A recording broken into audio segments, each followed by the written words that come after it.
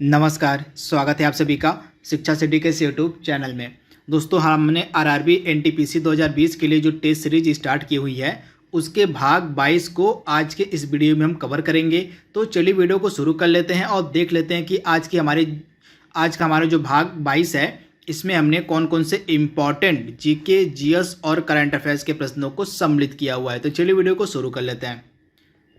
पहला प्रश्न हमारा है, हाल ही में निम्न में से किसके द्वारा महिलाओं में कौशल विकास के लिए डीजीपीओट नामक कार्यक्रम चलाया जा रहा है। काफ़ी इंपॉर्टेंट प्रश्न है। तो महिलाओं में कौशल विकास के लिए जो डीजीपीओट नामक कार्यक्रम है यह चलाया जा रहा है गूगल के द्वारा। तो राइट आंसर आपका हो जाएगा गूगल के द्वारा जो है महिलाओं में कौशल विकास के लिए जो है डीजीपीओट नामक कार्यक्रम चलाया जा रहा है। तो आप इसे ध्यान दीजिएगा। गूगल की अभिभावक कंपनी को हम कहते हैं अल्फाबेट। आप याद देखिएगा, गूगल की जो अभिभावक कंपनी है उसको हम कहते हैं अल्फाबेट, तथा अल्फाबेट के सीईओ हैं सुंदर पिचई। तो इसे भी आप याद रखिएगा, सुंदर पिचई जो हैं ये इसके सीईओ हैं। तो इसे भी आप ध्यान दीजिए। कई बार एग्जाम में प्रश्न पूछा गया है कि गूगल की अभिभावक कंपनी कौन है, इनकी पेरेंट ऑर्गेनाइजेशन गूगल की कौन है, तो अल्फाबेट है जिसके सीईओ हैं सुंदर पिचई। तो इसे आप ध्यान दीजिएगा। इसके साथ ही गूगल के द्वारा जो है कुछ इम्पॉर्टेंट जो है, जैसे आपका नियर बाई शेयर लॉन्च किया गया। नियर बाई शेयर जो एप्लीकेशन है, नियर बाई शेयर जो एप्लीकेशन है यह गूगल के द्वारा लॉन्च किया गया है। इसके बाद जो गूगल प्लस है, गूगल प्लस का नाम बदल दिया गया। हाल ही में गूगल प्लस का नाम बदल के क्या कर दिया गया है, तो गूगल प्लस का नाम बदल के कर दिया गया है गूगल करेंट। तो इसे भी आप ध्यान दीजिएगा, गूगल प्लस का नाम बदल के हाल ही में कर दिया गया है गूगल करेंट। तो आप इसे ध्यान दीजिएगा।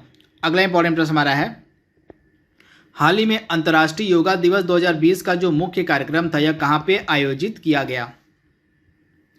तो अंतर्राष्ट्रीय योगा दिवस आपको पता होगा प्रतिवर्ष 21 जून के दिन मनाया जाता है। तो आपको बताना है कि 21 जून 2020 को जो अंतर्राष्ट्रीय योगा दिवस मनाया गया इसका जो मेन इवेंट था यह निम्न में से किस जगह आयोजित किया गया।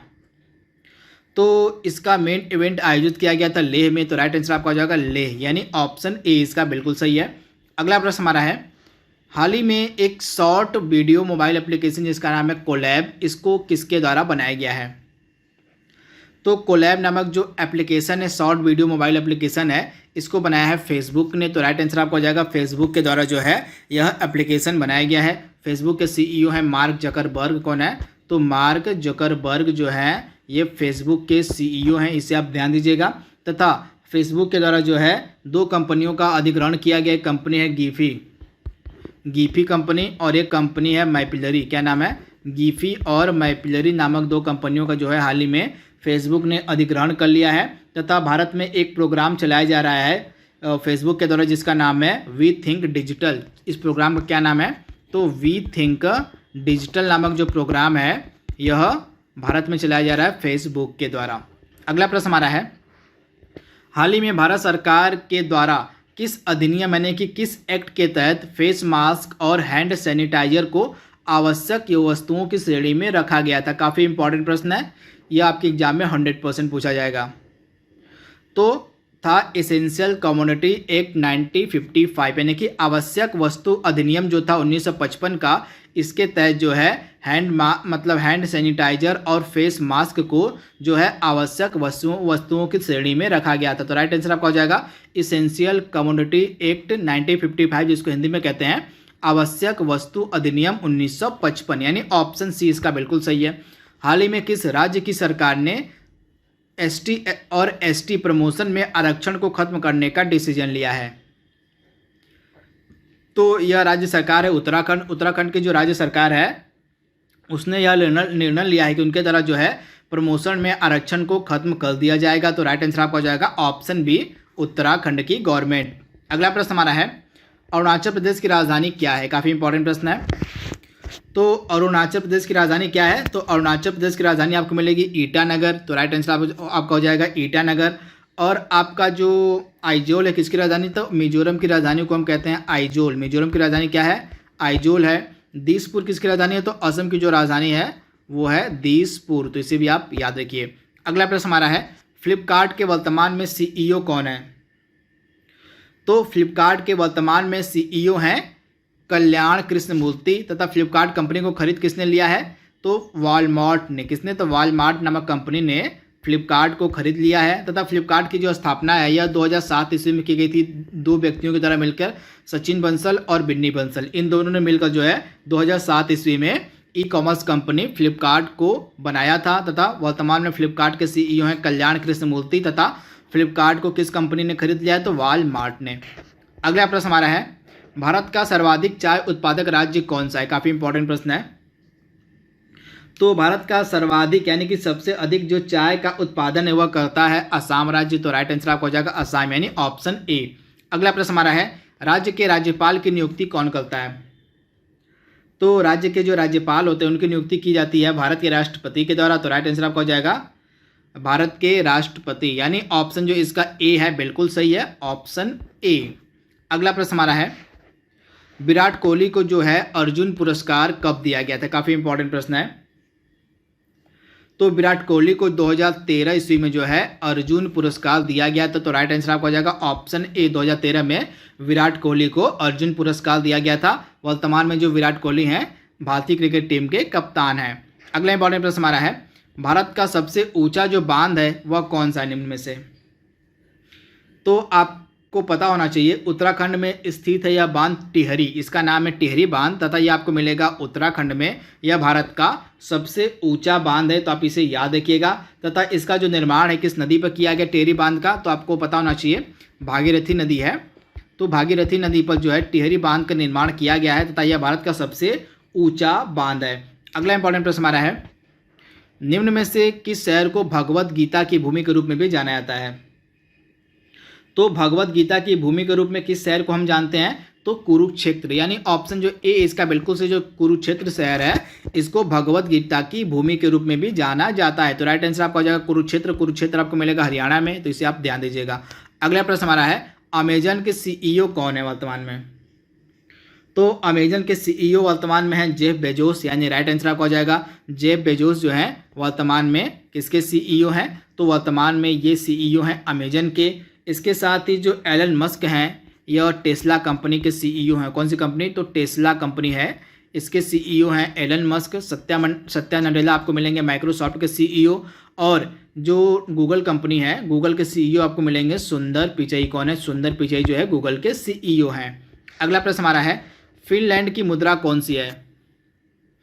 तो फिनलैंड की मुद्रा को हम कहते हैं यूरो तथा नॉर्वे की करेंसी को कहते हैं नॉर्वेनियन क्रोन और स्वीडन की करेंसी को कहते हैं हम स्वीडिश क्रोन। तो ये तीनों आपको पता होना चाहिए। फिनलैंड की करेंसी जो है वह यूरो है, नॉर्वेनियन मतलब इसके बाद जो नॉर्वे है नॉर्वे की करेंसी को हम क्या कहते हैं? तो नॉर्वे की करेंसी को हम कहते हैं नॉर्वेनियन क्रोन। और यहाँ पे जो स्वीडिश क्रोन है यह कहाँ की करेंसी है?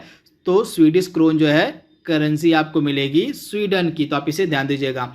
अगला प्रश्न हमारा है, नर धड़ जिसको हम टार्सो कहते हैं कि पत्थर की मूर्ति निम्नलिखित में से किस पुरातात्विक स्थल में पाई जाती है? काफ़ी इंपॉर्टेंट प्रश्न है। तो नर धड़ जिसको टोर्सो कहते हैं यह हड़प्पा में पाई जाती है। तो इसका राइट आंसर आपका हो जाएगा हड़प्पा यानी ऑप्शन डी, हड़प्पा में। अगला प्रश्न हमारा है, निम्नलिखित में से कौन जनसंख्या के समूह के अध्ययन का वर्णन करता है? काफ़ी इंपॉर्टेंट प्रश्न है।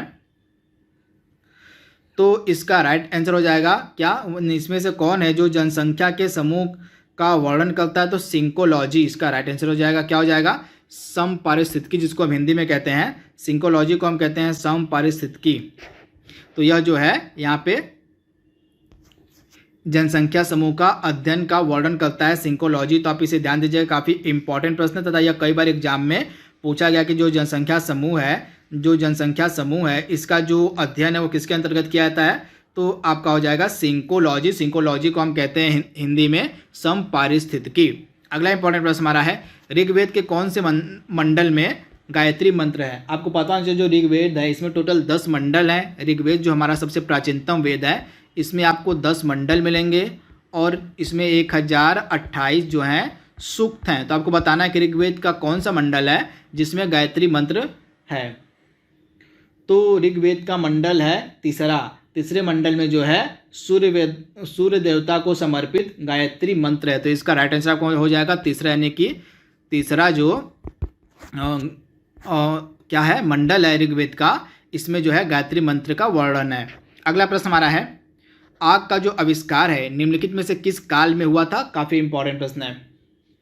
तो आग का जो आविष्कार है किस काल में किया गया था? तो आग का जो आविष्कार है यह माना जाता है पूरा पाषाण काल में हुआ था। तो राइट आंसर आपका हो जाएगा पूरा पाषाण काल में जो है आग का आविष्कार हुआ था। तो राइट आंसर आपका हो जाएगा पूरा पाषाण काल, यानी ऑप्शन ए। अगला इंपॉर्टेंट प्रश्न हमारा है, निम्न में से किस काल में कृषि कार्य का प्रारंभ हुआ था? काफी इंपॉर्टेंट ये भी प्रश्न है। तो कृषि कार्य का जो प्रारंभ है किस काल में हुआ था? तो इसका राइट आंसर हो जाएगा आपका नवपाषाण काल। तो इसका राइट आंसर आपका हो जाएगा नवपाषाण काल में जो है कृषि कार्य का प्रारंभ हुआ था। तथा नवपाषाण काल में जब कृषि कार्य का प्रारंभ हुआ था तो सबसे पहले कौन सी फसलें उगाई गई थी? तो गेहूं और जौ। तो इसे भी आप याद देखिएगा, जब कृषि कार्य का प्रारंभ हो गया था तो दो इंपॉर्टेंट फसलें सबसे पहले उगाई गई थी। दो फसलों का नाम था गेहूं और जौ। तो इसे भी आप ध्यान दीजिएगा, नवपाषाण काल। अगला इंपॉर्टेंट है, जैन धर्म के पहले तीर्थकर आपको बताना है कौन थे। काफी इंपॉर्टेंट प्रश्न है, लगातार एग्जाम में पूछा गया है कि जैन धर्म के जो तीर्थकर थे वे कौन थे पहले। तो जैन धर्म के पहले तीर्थकर कौन थे? तो जैन धर्म के पहले तीर्थकर थे ऋषभ देव, जिनको हम आदिनाथ के नाम से भी जानते हैं। ऋषभ देव या आदिनाथ भी इनको कहते हैं। ये जैन धर्म के पहले तीर्थकर थे। तथा इनके लिए कौन सा प्रतीक चिन्ह इस्तेमाल में लाया जाता है? तो सांड का। सांड यानी वृषभ, तो सांड यानी इसको वृषभ भी कहते हैं। तो इसका जो प्रतीक चिन्ह है यह इस्तेमाल में लाया जाता है जैन धर्म के पहले तीर्थकर ऋषभ देव या आदिनाथ के लिए। वह जैन धर्म के 23वें तीर्थकर थे पार्श्वनाथ। जैन धर्म के 23वें तीर्थकर माने जाते हैं पार्श्वनाथ। तथा इनके लिए कौन सा प्रतीक चिन्ह इस्तेमाल में लाया जाता है? तो सर्प का। सर्प का जो प्रतीक चिन्ह है यह पार्श्वनाथ के लिए इस्तेमाल में लाया जाता है। और जैन धर्म के 24वें तीर्थकर कौन हुए थे? तो जैन धर्म के 24वें तीर्थकर थे भगवान महावीर। इनके लिए कौन सा जो प्रतीक चिन्ह इस्तेमाल में हम लाते हैं? तो सिंह का। तो तीनों आपके दिमाग में होने चाहिए।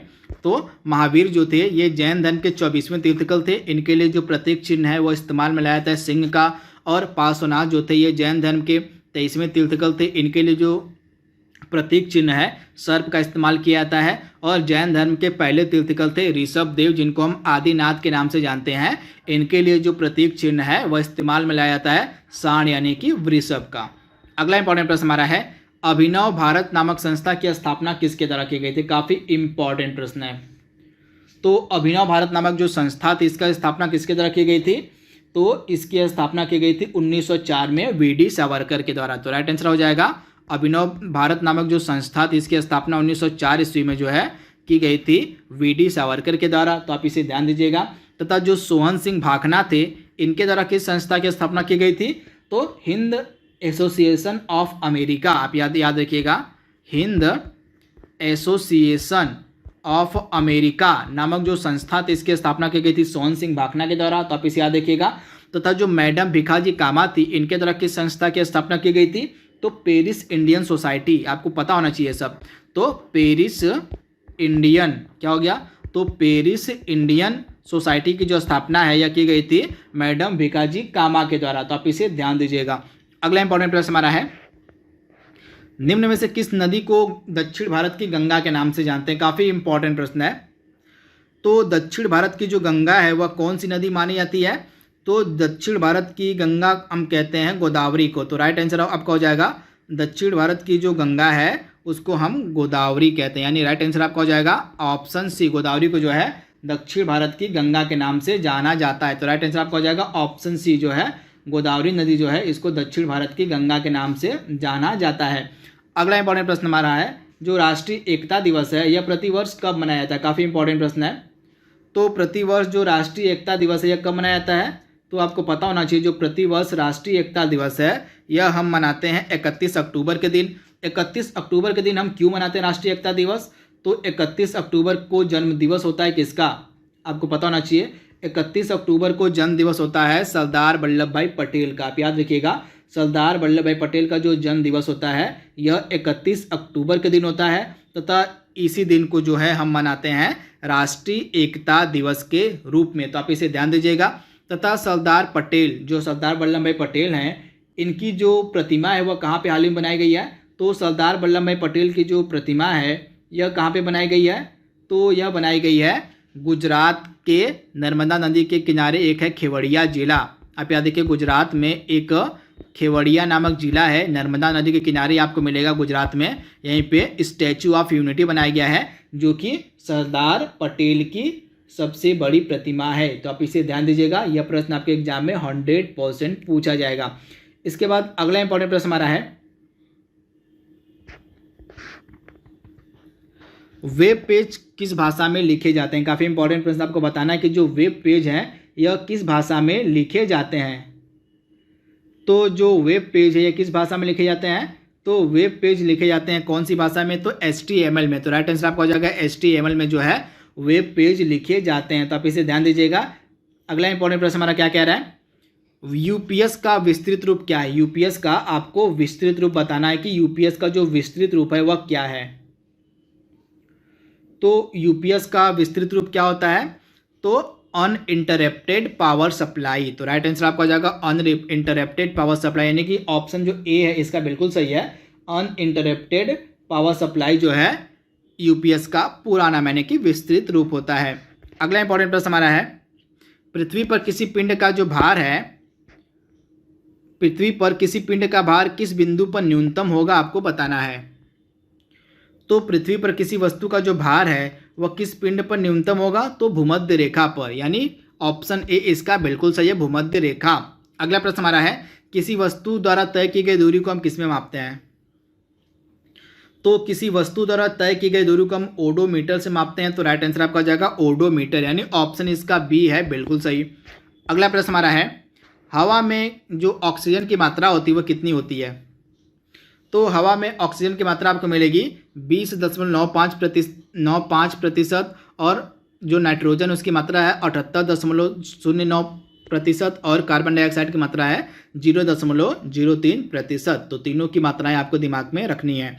अगला इंपॉर्टेंट प्रश्न हमारा है जो कि लास्ट प्रश्न आज का है, निम्न में से कौन सबसे अधिक मुलायम है। तो दिए गए ऑप्शंस में से सबसे मुलायम धातु कौन सी है, तो दिए गए ऑप्शंस में से आपको सबसे मुलायम धातु मिलेगी सोडियम, यानी ऑप्शन जो ए है इसका बिल्कुल सही है। जो सोडियम है यह दिए गए ऑप्शंस में से सबसे मुलायम धातु है। तो दोस्तों यहाँ पे हमने जो टेस्ट सीरीज हमारी 22वें नंबर की थी उसको हमने कवर कर लिया है। जल्दी मिलेंगे हम अपनी अगली टेस्ट सीरीज में, तब तक के लिए thank you, thanks for watching, thank you. Hello friends, जैसा कि मैं आपको रोज़ प्रमोशनल वीडियोस में बता रहा हूँ कि अनअकैडमी के सब्सक्रिप्शन जो हैं वो महंगे होने वाले हैं। तो मैं यही आपसे कहूँगा कि अगर आप सब्सक्रिप्शन लेने के मूड में हैं, अगर आप सब्सक्रिप्शन लेने के लिए प्रिपेयर्ड हैं, जो कि आपके ग्रुप डी के अब एग्जामिनेशंस हैं प्लस एसएससी के एग्जामिनेशंस हैं आपके, तो ज़रूर आप एसएससी कैटेगरी में जाके सब्सक्रिप्शन ले सकते हैं, जहाँ कि आप देख रहे हैं कि प्राइसेस जो है जल्दी बढ़ने वाले हैं और प्लस अभी आपको एक्स्ट्रा डिस्काउंट्स भी चल रहा है जिसके बारे में हम बताएंगे।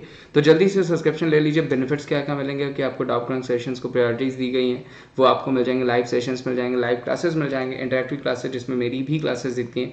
कोड यूज़ करना पड़ेगा आपको wimlace@14, ठीक है। wimlace@14 जैसे ही कोड यूज़ करेंगे तो आपको क्या होगा, यहाँ पे 20% ऑफ अभी मिल जाएगा, प्लस अप टू 10% तक ऑफ जो है वो कॉइन से भी मिल जाएगा। तो अप्रॉक्स 20 to 30% तक ऑफ पा सकते हैं। तो जल्दी ही प्राइजेस बढ़ने वाले हैं। मैं आपसे यही कहूँगा जल्दी से सब्सक्रिप्शन ले ले, ताकि ज़्यादा से ज़्यादा क्लासेस का और कम पैसे में आप इसका फ़ायदा उठा सकें। प्लस अभी देखिए मैंने बताया कि 29 जुलाई तक अगर आप सब्सक्रिप्शन लेते हैं तो 20% का आपको ऑफ भी मिल जाएगा, डिस्काउंट भी मिल जाएगा। कोड या क्या यूज़ करना है, कोड वही यूज़ करना है VIMLESH, ठीक है, wimlace@14। इस कोड को यूज़ करके आप सब्सक्रिप्शंस में ऑफ पा सकते हैं। ध्यान रखिएगा, wimlace@14 कोड को यूज़ करके आप सब्सक्रिप्शन में 20% का ऑफ पा सकते हैं और प्राइजेस आपके जो बढ़ने वाले हैं उससे भी आपको रियायत मिल सकती है। तो उम्मीद करता हूं दोस्तों आप जल्दी से सब्सक्रिप्शन ले लेंगे। अगर आप उसके इंटरेस्टेड होंगे तो जरूर सब्सक्रिप्शन ले लेंगे। Thank you so much. चलिए मिलते हैं हम आपको लाइव क्लास में।